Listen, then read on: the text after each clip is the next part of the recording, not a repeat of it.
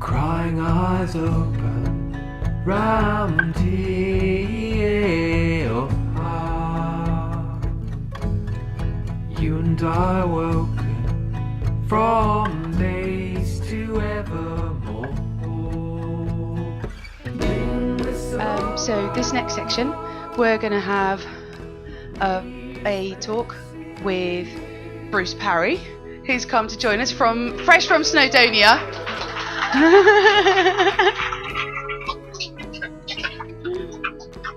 So Bruce Parry is a documentary filmmaker, if there was anyone here who didn't know that. And this is Adam Hunt. He's also one of the partners who have helped organise this whole conference and has been there since the inception and been really supportive. And is a partner in a landscape design agency in Frome. You can read more about that on the website. There was one more thing I needed to say that someone told me to say. Oh yes, if anybody needs to go to the loo or stuff like that, we're going to ask you to go out through that back door and round, so we can keep that door a bit quieter. That was it. Okay. All right. I'll pass this over to you. Cool.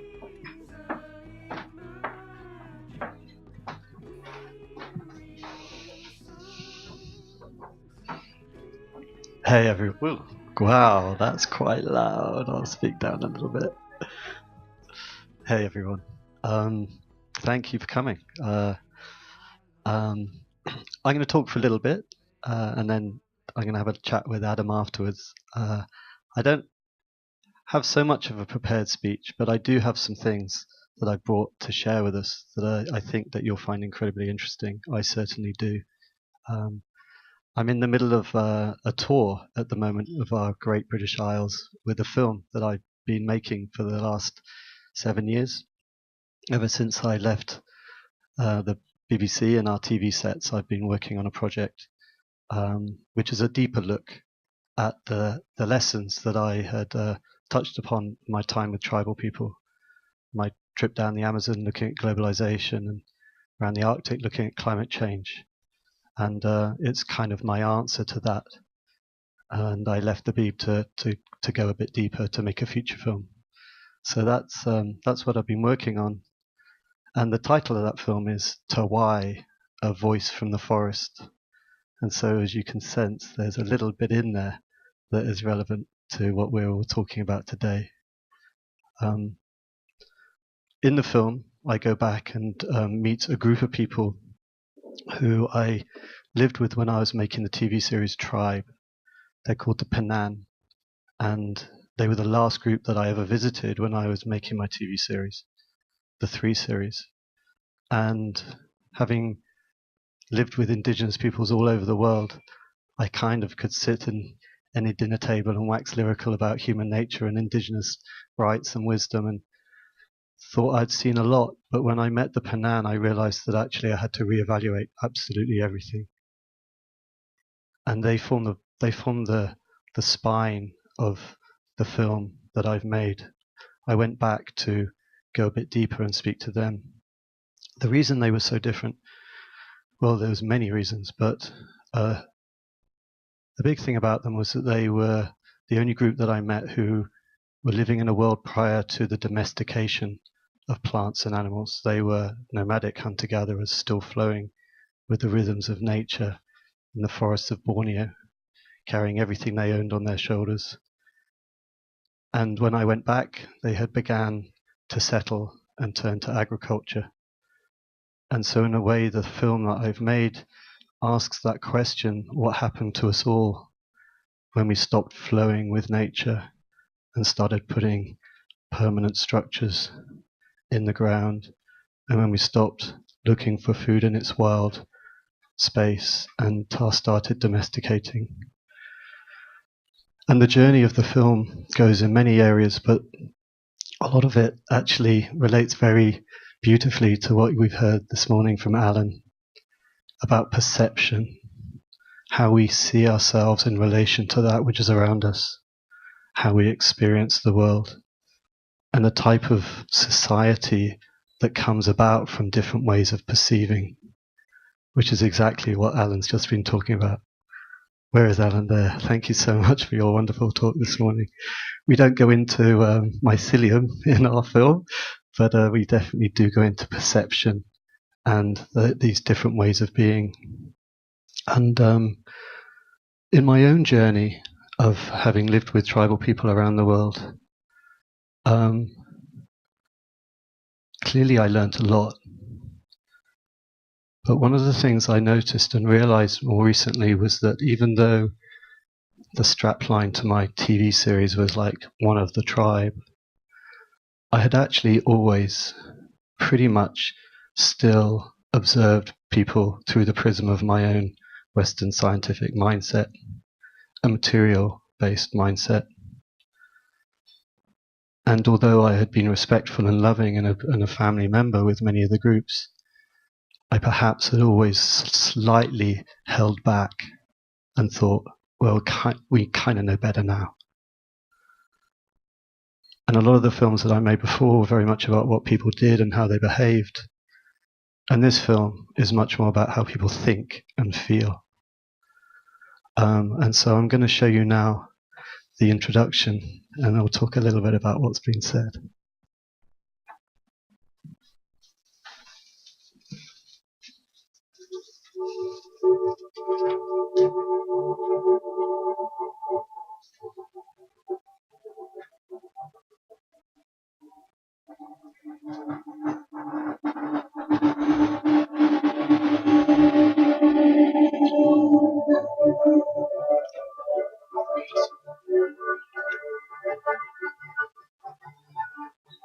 E più quei cái nhà ba xí pi e cái bị nhà ba xí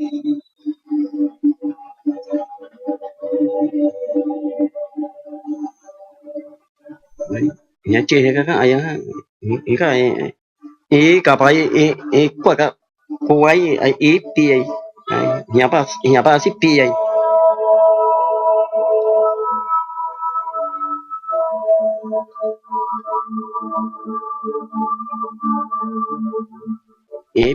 e più quay ai này nhà ba xí pi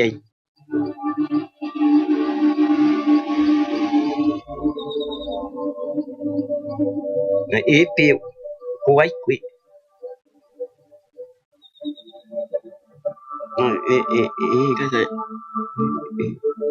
cái này chị hay cái view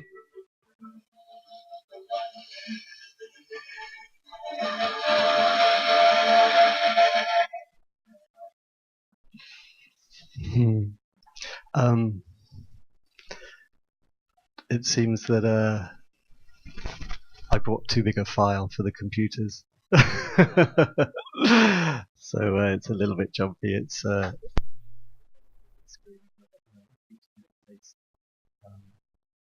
and that's the very first sort of sequence of the film. And I showed that because there was a time in my own life when if I'd heard an indigenous person tell me what the trees were saying, I would have perhaps wondered what he meant. Is that a metaphor? How do you know?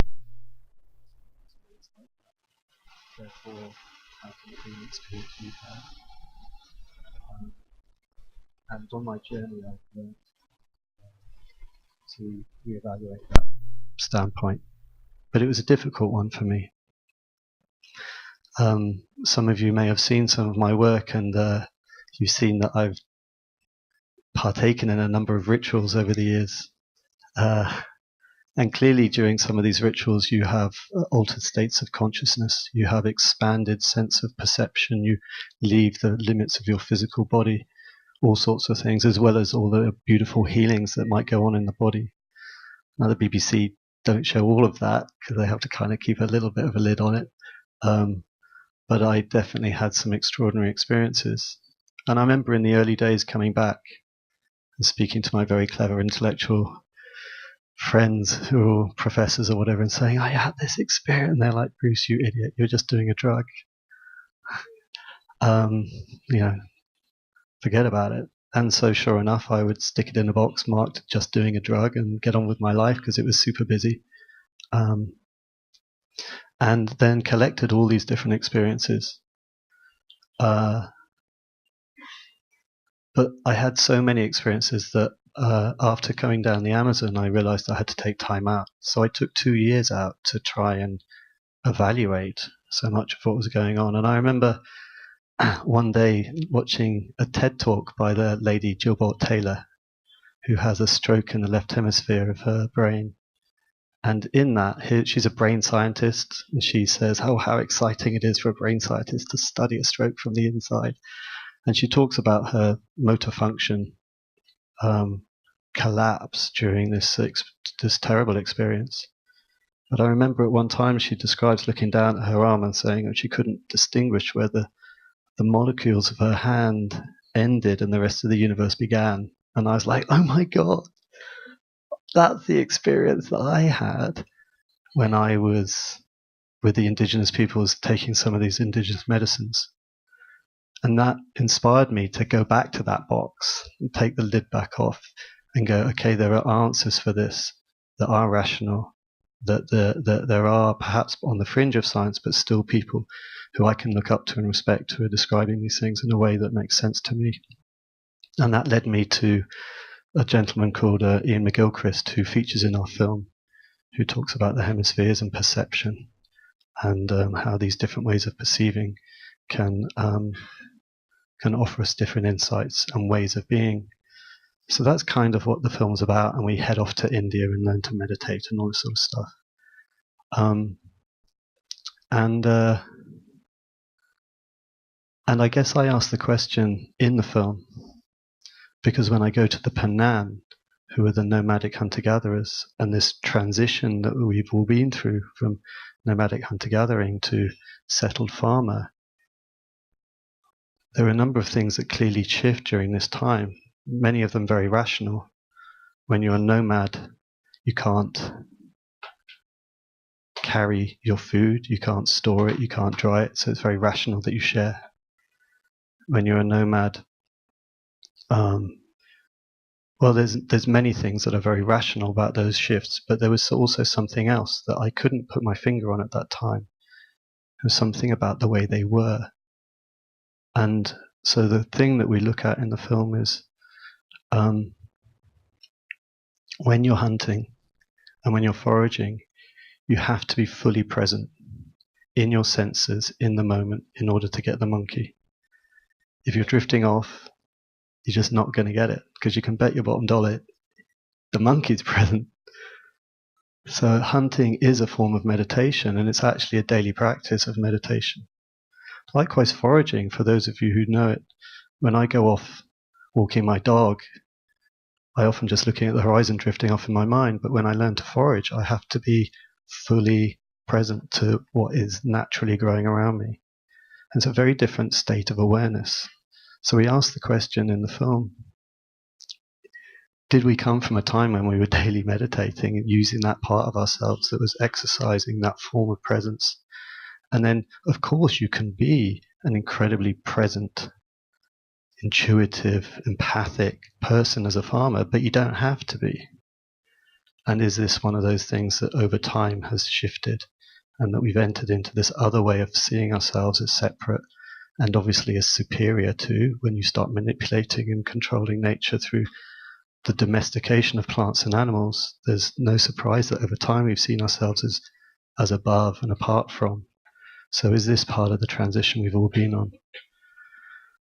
So that's kind of the container by which we offer the film, and I go off to India and learn to meditate and ask the question, are tools like meditation, yoga, ayahuasca, whatever, things that we have found in order to bring us back to this place of connection? And so that's kind of a little insight into the film. But the Panan, who I spend most of my time with, have shifted their beliefs. And so they're now very Christianized, and they have a slightly different understanding of their ancestral relationship. All of the intuitive feelings of connection and guidance that they once had, the things that they could and couldn't do. And they're now operating in a different system where they say, well, as long as we believe in him, we can kind of do what we want. So the area of belief also becomes a part of the story that we follow. So I head off to the forest to meet another group who still very much hold on to their beliefs, and I'm going to show you a little clip about when I meet them. I hope it flows.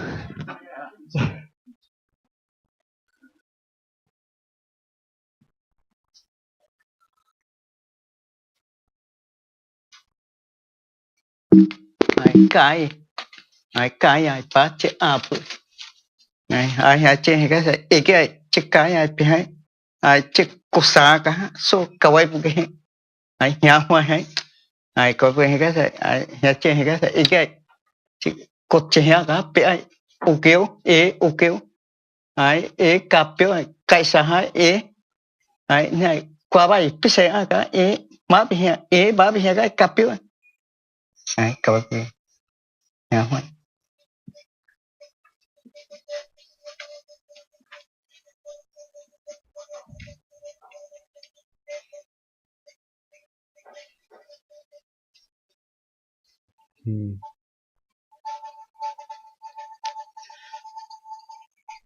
It's supposed to be music here. Torch, I'm just wondering, when you stopped, are you thinking with words or are you just feeling with your senses? ai coi cái nhà hoa yêu si ai yêu si pai pe ai pai pe nhà hoa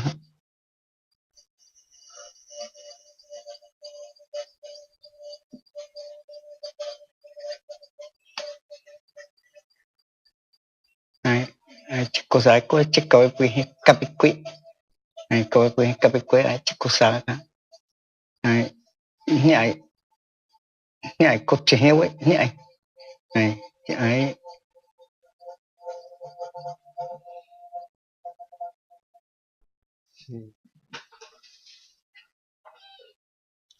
Um, hmm. Yeah, it's better on the big screen. So that's a group of people called the Piraha, who are actually very famous at the moment. They're quite in the news with their language. The reason I went to meet them was because I'd heard about them. They're famous for having allegedly no future or past tense to their language, and so clearly are very present. There's not many people speak their language, and translating this is incredibly complex and difficult, and there's a lot of interpretation. And we tried our very best to get it right. But I went back out and met up with another linguist to go through it all, and so I really feel that we have got a pretty good grasp of what it is they were saying. But when I first heard about them, I knew not only that they were present, but that they had these entities, forces, spirits that were guiding them. And that was what I went to go and ask, was like, how are you communicating with these dudes? Because I hadn't read about that anywhere. What is this? Is it an intuitive thing from inside, or is it a connection to a universal? What exactly is this? And I can't say that I've come here with any answers to that question, but what you have is one or two of the characters that we've met describing what this guidance might be. And you'll notice that the guidance offers him advice about what to do and what not to do. And there is an element of respect for the natural order there, it seems. This is contentious. Some people who've lived with this group might look at it differently, but this is the testimony that I received when I was there. But the most exciting thing was when I said to him, "How does Kawubage speak to you?" He said, "Into my heart." I had no idea that he was going to say that. I had no idea. I didn't go there with that expectation. But during the course of the film also, I'm kind of giving the whole film away now, you don't need to go and watch it though.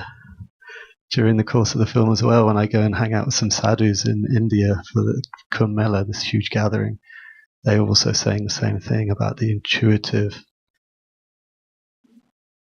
understanding, the intuitive wisdom coming from the heart, and how to go about discerning that. So kind of you can see where the film goes.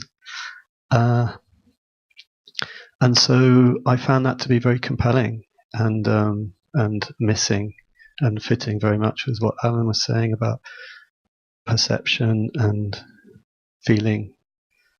And I'm gonna just show you the last clip before I have a little chat with Adam. But before we press play, I'll just perhaps contextualize this a little more. So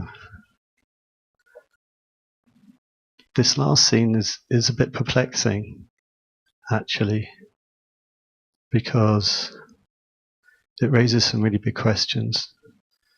And again, I had no idea that they were going to say this, and even when I had it translated with the wonderful lady who helped me out there, she was like, "Oh my God, I've never heard them say this before," and she was worried, and I was worried. It was like it's a complex thing that we've brought home, and I really hope that we're holding it in the integrity of which it's,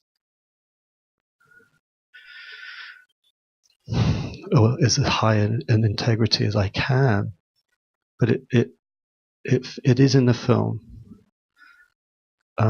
And what's really interesting is that I'm going on this tour with the film at the moment, showing it in cinemas around the country, asking questions and answers from audiences, and there's so many questions already in the film, but no one's asking me about this. It feels like next level stuff, almost like what's actually going on here. So with that very big build up, let's have a look, and then I'll hand over to Adam to take the lead on the questions. Bobby, nhà chị ibu tupi ungiu này, với Bobby này,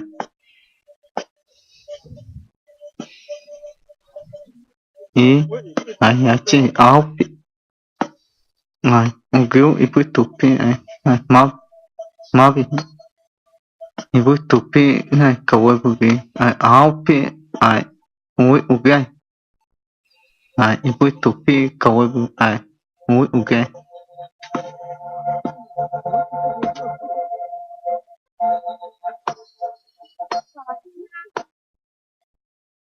Hóa hay sao chiếc cô bằng huy say cả nhiều cá áo cây sao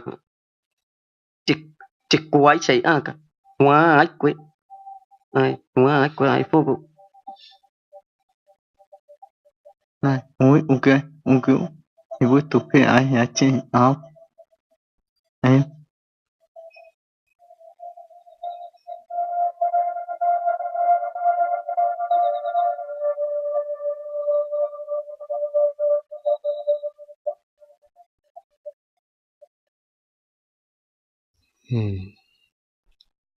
So in recent years, they've turned to agriculture, and it seems that this intuitive voice that they've always received.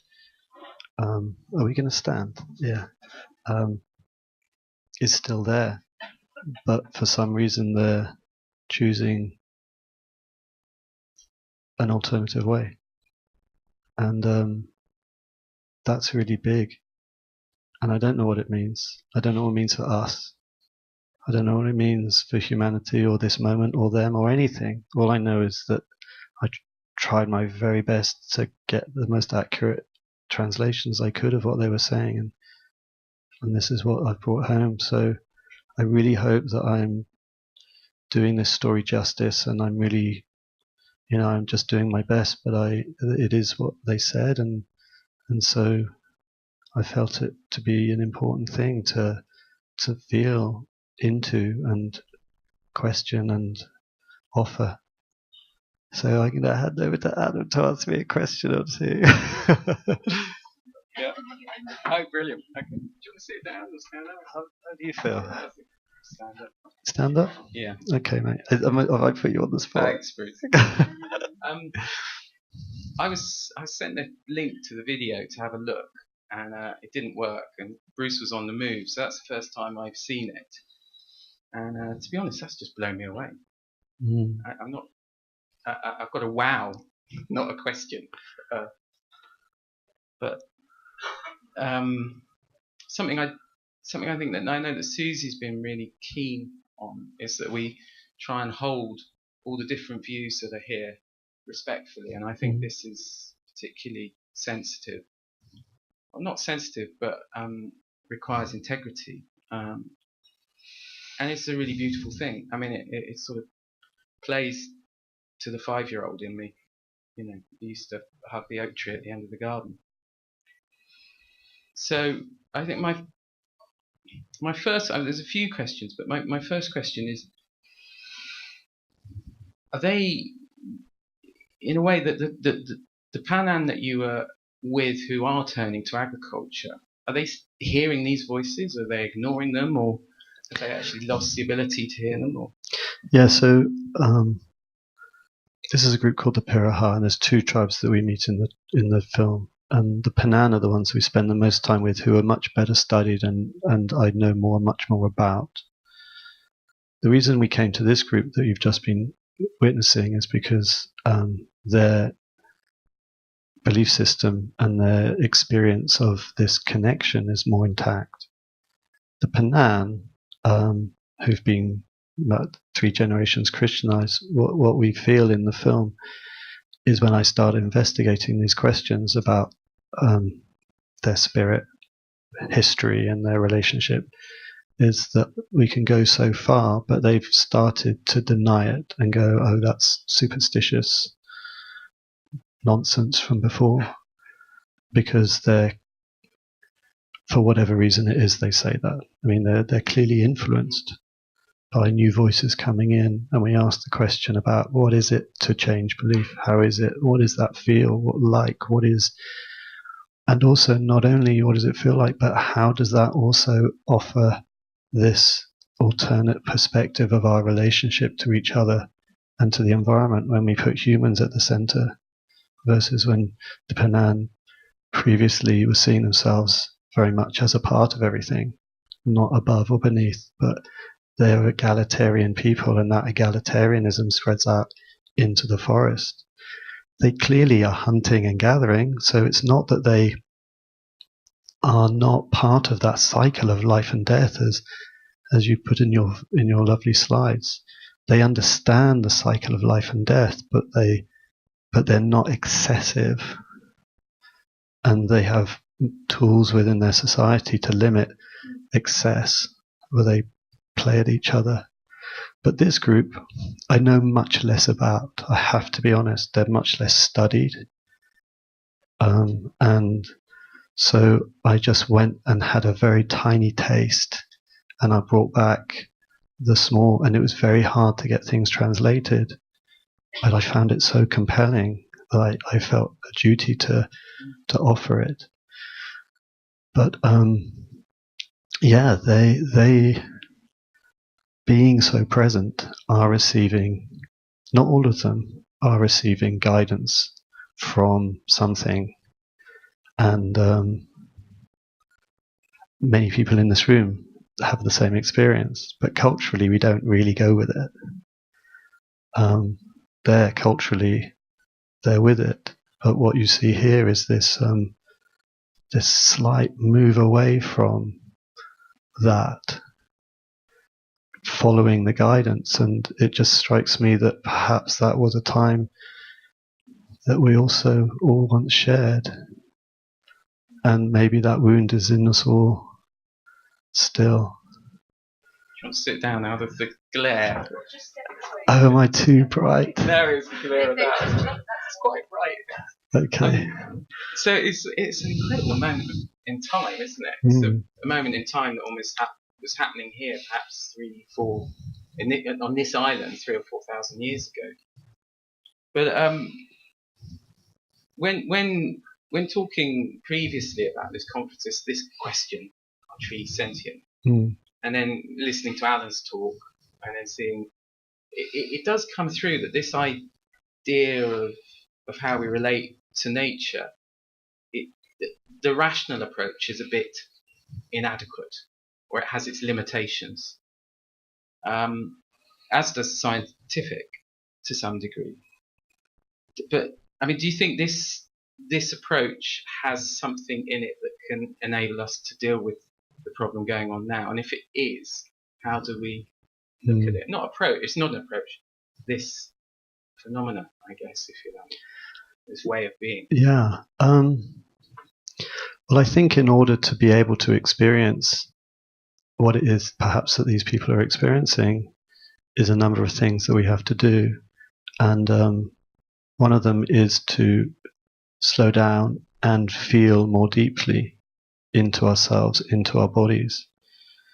And there are tools like meditation, yoga, ayahuasca that can allow us to do that. But of course, in order to feel more deeply, we have to feel the good stuff and the bad stuff. And it just so happens that to really go in there and feel who we are and what we're doing in the world and how we're behaving, it's hard to really truly wake up to what we are doing on this planet and how we are with it. So to my mind, it's no surprise that we are anesthetizing ourselves from those feelings, sticking our heads in the sand, addicted to all sorts of stuff that keeps us from being present and feeling. But I think that our only route forward is to go into that feeling, because if we don't, then we're just going to carry on blindfolded off the cliff. But I also think, and one of the things that I hope that the film offers is an offering to not beat ourselves up about that, because we may well be the generation that's waking up to it and that has to deal with it, but it isn't necessarily our doing. This has come about for a long, long, long time. And yeah, we're the ones who are seeing the repercussions of what's been happening for all of the previous generations have been part of. And we're all complicit, but at the same time, if we feel too bad about it and beat ourselves up about it, then we're not going to resolve it. So we have to have some softness and some compassion to ourselves, but we also, I think, have to go into the feeling. And with that will be the guidance. With that will be some inspiration for the right way to go. But I think the first step is to feel it. Switch the TV off after your film. That's so sweet. Bit closer, yeah. Okay. Are they? It's funny. I keep thinking I'm using my rational head. I guess I've got to discuss this. Yeah. But and categorizing things, defining things. Are they? Is this a mythological realm that they're talking about, or is this as kind of apparent and close as the animals and the trees around them, or is this just a crazy non-question that doesn't really work in that kind of circumstance? Well, of course I can't answer exactly because I have no real knowledge, only my own experiences to bring some kind of perception. I know that when I'm in, as I'm sure you and others are in a state where we feel more empathically connected to that which is around us, many of those distinctions blur. So you look at a group like the Piraha, their language, which is a fascinating language and the subject of much debate at the moment, they're much less likely to categorize as we do. Things are more like. They don't have numbers. They don't have colors, but things might be blood-like or leaf-like. Because when we name things, we stick it in a box and put it to one side and nothing can touch it. But of course, this is green and this is green, but by naming it, we've already killed the essence of anything that's in between. And so for them, it strikes me, and this is only a supposition, and linguists may take umbrage at this, but it strikes me that at the heart of the way they're speaking is an insight into how they see things as interconnected and flowing. And at the heart of how we speak is this insight into how we see things as very separate. And I also think the hemispheres play a part in that. Most of the language centre is in the left, but poetry, song are much more in the right. And this is perhaps a place where they're more communicating from. And that hemisphere is the one that perhaps sees things as more interconnected and sees things in the context of the wider. And so it could quite well be that they are abiding in a space whereby they are feeling and experiencing the world in a much more dynamic, interconnected whole. And we are seeing things in a much more separated, decontextualized way. And I think there's something in that. So it's very hard for us to go, what's going on? We can only touch on it on those moments of deep meditation or just coming out of a ceremony somewhere in Glastonbury. Or a poem. Or a poem. Yeah, a poem indeed. Yeah.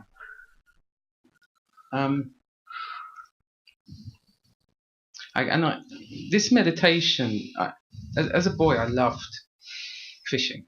And one of the things that, going into adulthood, one of the reasons that I carried on fishing, was this focus that I would have while I was fly fishing and sort of crawling around a river. But I recently, a while back, stopped to a large degree because a lot of the fish are not there anymore. And I can see the rivers are not what they were.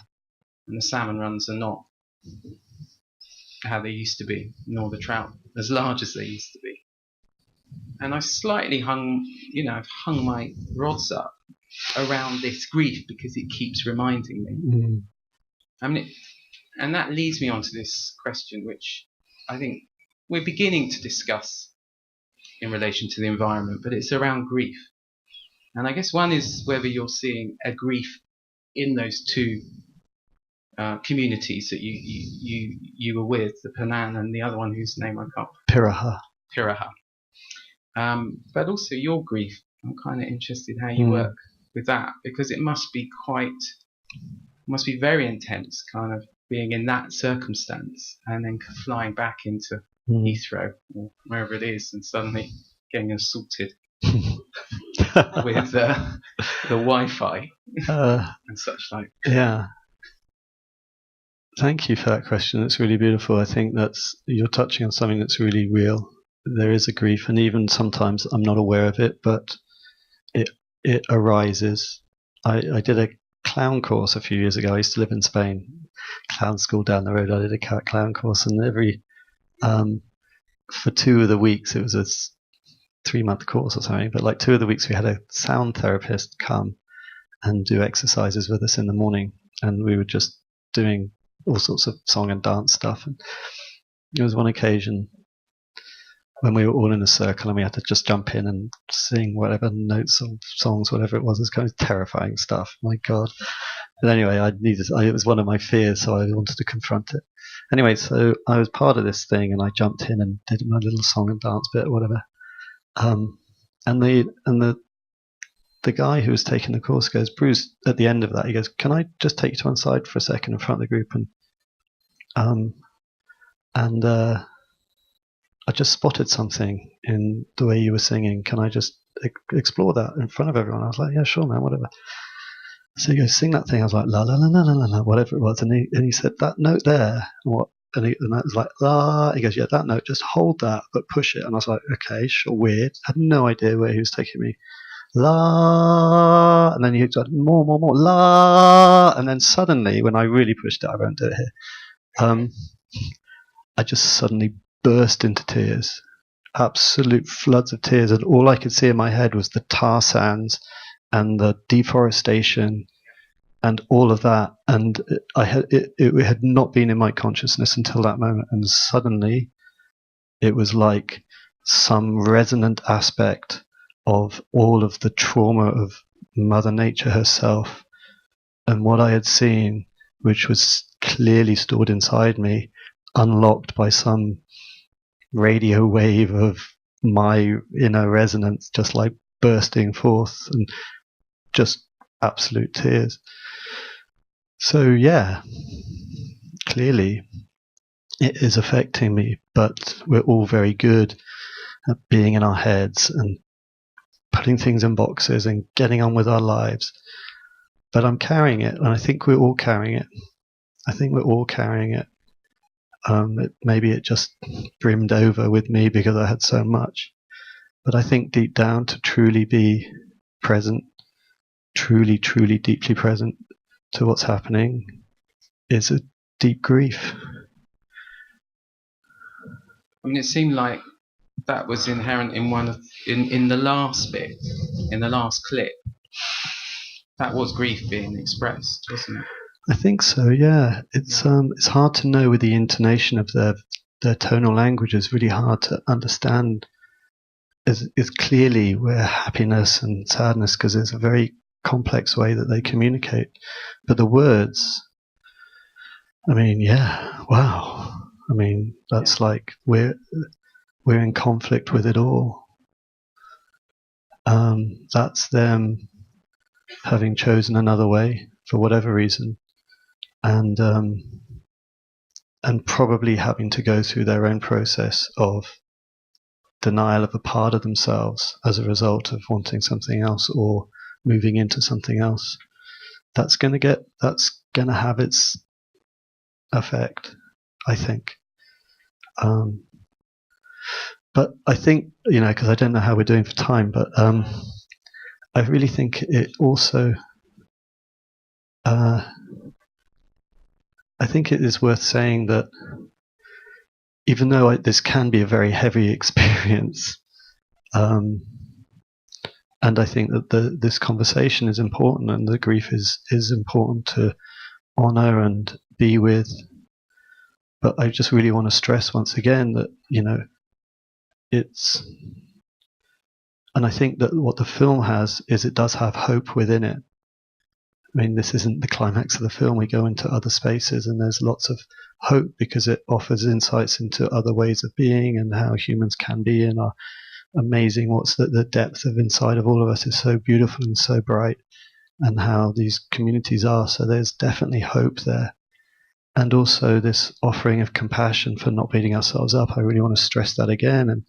But it does mean, or does necessitate, if we want to believe this, a shift in attention, a shift in awareness, and a moving towards the heart. Thank you very much.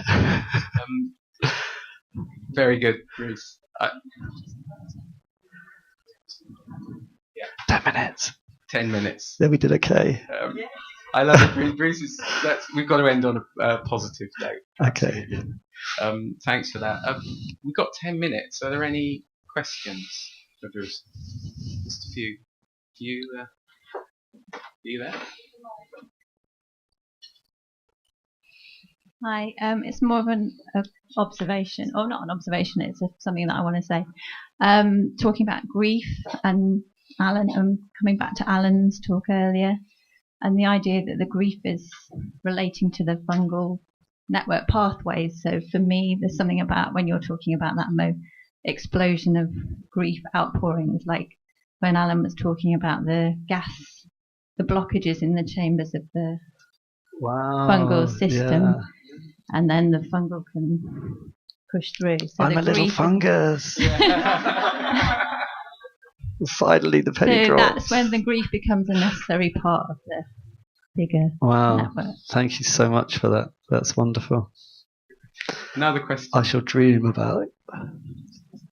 Yeah, and Susie's asking, can everyone introduce themselves, please? So, next question. Hello, Keki. I'm wondering what is their interpretation and yours of why they're moving from a hunter-gatherer lifestyle to agricultural, and also if there are any external influences affecting that. Yeah, I think definitely the main reason is because of external forces. I don't know so much about the Piraha because there's not so much studied about them.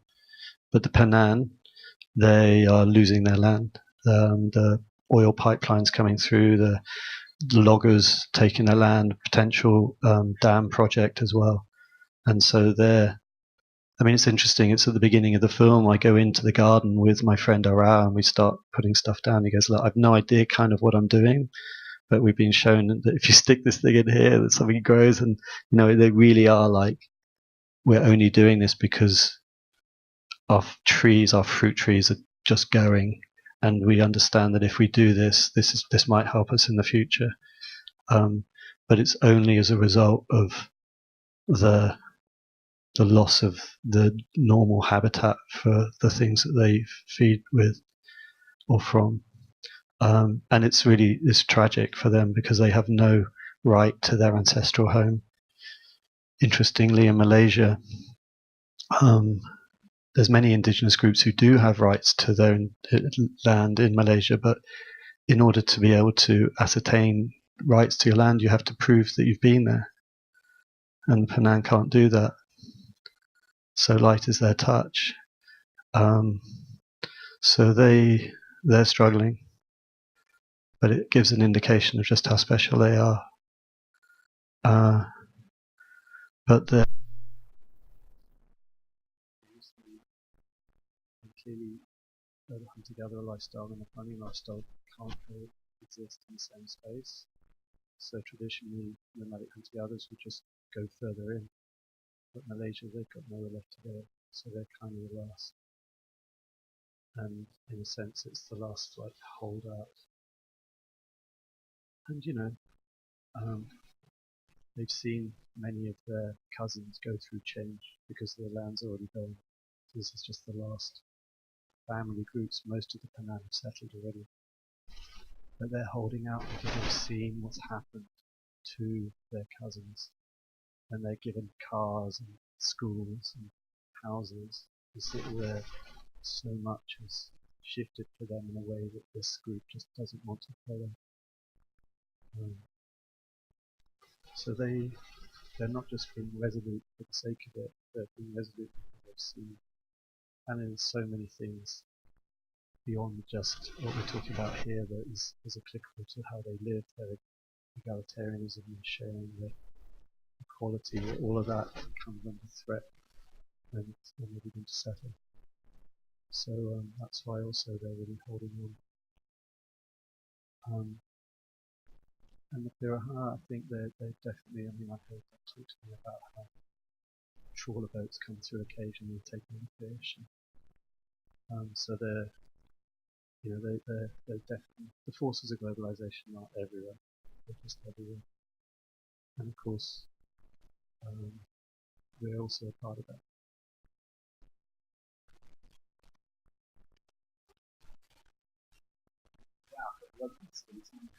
I'm going to go from back.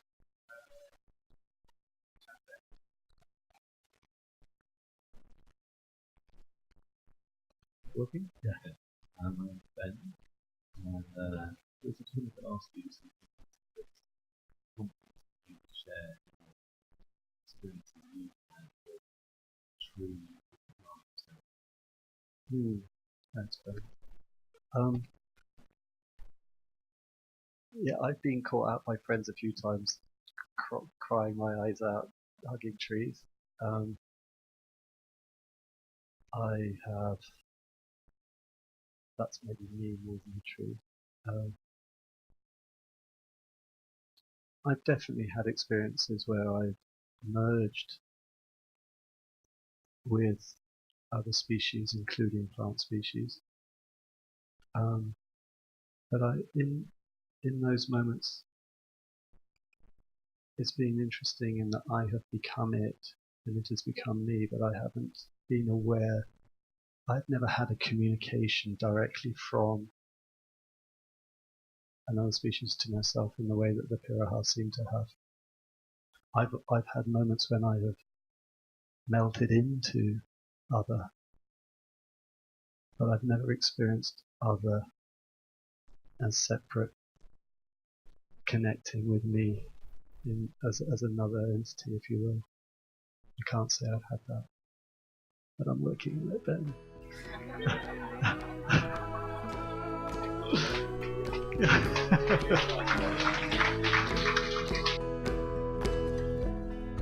You and I are broken from this place to ever show.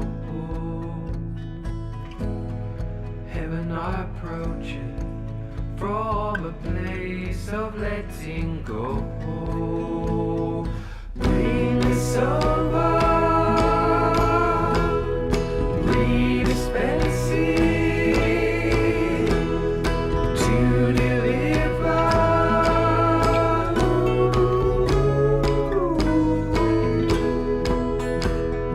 Days unimagined, we read in the signs. Please come in fragile.